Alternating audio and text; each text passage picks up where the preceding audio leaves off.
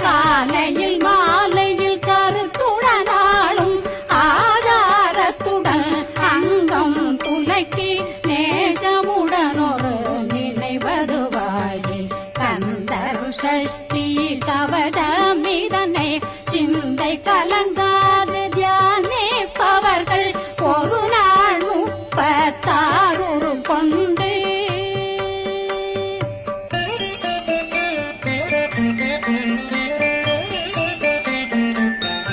ஓதிய ஜெபித்து உகந்து நிரணிய